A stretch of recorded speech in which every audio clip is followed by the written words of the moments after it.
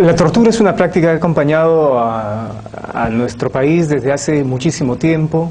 Ha sido una práctica frecuente parte de las fuerzas del orden, policías y militares, también ahora, por ejemplo, miembros del Serenazgo y agentes municipales.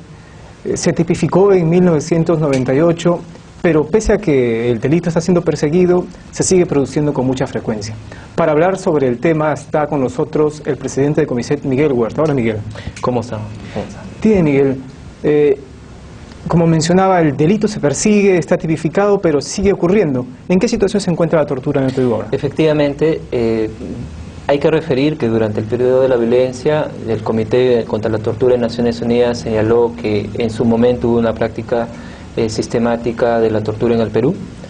Luego que se tipificó este delito el año 98 con la ley 26926, lamentablemente se han continuado dando casos de tortura. Nosotros tenemos en registros institucionales en Comiset, en giro, 118 casos ocurridos en 22 regiones del país, desde esa fecha hasta la actualidad. Esto revela que lamentablemente esta práctica aún persiste en el país y, como se señaló al inicio, es realizada tanto por agentes de la Policía Nacional, Fuerzas Armadas, agentes penitenciarios en algunos casos, y desde el 2007 hemos venido identificando casos también de personal de Serenazgo. ¿Tú dirías que sobre la base de esta información que tienen en Comiset se puede hablar de hechos aislados, casos, pocos casos, o que piensas que esconden, más bien revela alguna práctica institucionalizada?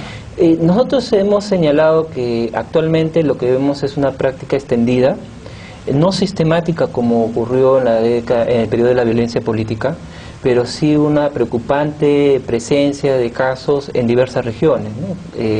Como he referido, son 22 regiones del país que presentan casos de esta naturaleza.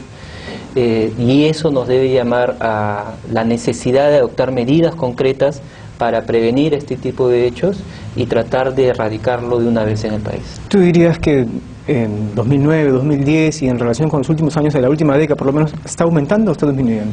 Nosotros apreciamos que se mantiene un nivel de constancia de casos, ¿no? Hubo un pico hacia el 2008 de los registros que tenemos, ha habido un pequeño descenso, pero persiste.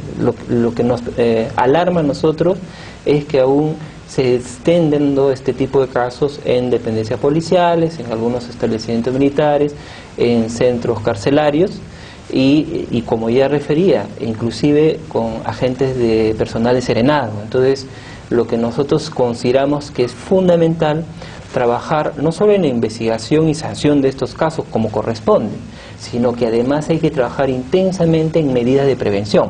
Precisamente sobre medidas de prevención, se supone que se está por crear el Mecanismo Nacional de Prevención contra la Tortura, que es una recomendación de Naciones Unidas.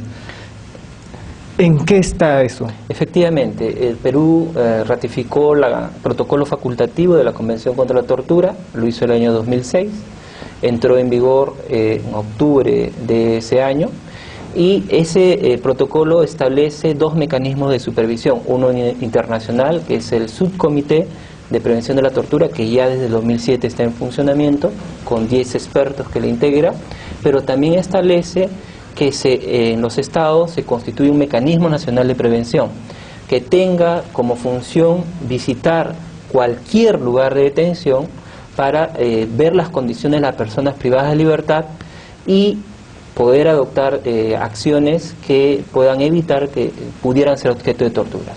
Nosotros hemos insistido desde un momento en la necesidad que a nivel Perú se instituya este mecanismo nacional de prevención.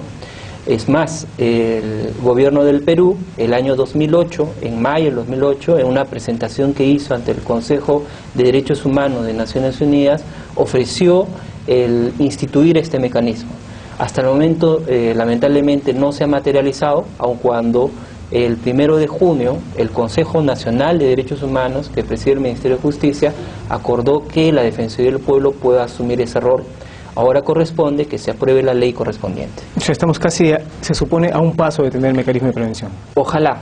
Se ha dado un paso en este acuerdo del Consejo Nacional de Derechos Humanos que preside el Ministerio de Justicia, pero lo que corresponde ahora es que el Ejecutivo presente el proyecto de ley correspondiente al Congreso y que finalmente el Congreso lo apruebe. Y finalmente, Miguel, para terminar, ¿qué está haciendo la sociedad civil ¿Qué está haciendo el Grupo de Trabajo contra la Tortura, por ejemplo, la Coordinadora de Derechos Humanos, para impulsar esos temas? Bueno, el Grupo de Trabajo contra la Tortura, en la cual estamos varias organizaciones, hemos venido desarrollando desde un inicio acciones para viabilizar, primero, que se ratifique el protocolo facultativo que se consiguió el 2006, y hemos tratado de articular para que el Mecanismo Nacional de Prevención de la Tortura se materialice. Este 26, que es el Día Internacional en Solidaridad con las Víctimas de la Tortura, vamos a realizar actividades públicas en diversas regiones del país, acá en Lima también, y lo que estamos promoviendo es la campaña Métale un gol contra la tortura y para la viabilización del Mecanismo Nacional de Prevención. Muchas gracias, Miguel. Entonces, el 26 de junio, en un lugar público de Lima que pronto estaremos anunciando, habrá que meterle un gol a la tortura. Muy bien, hasta la próxima.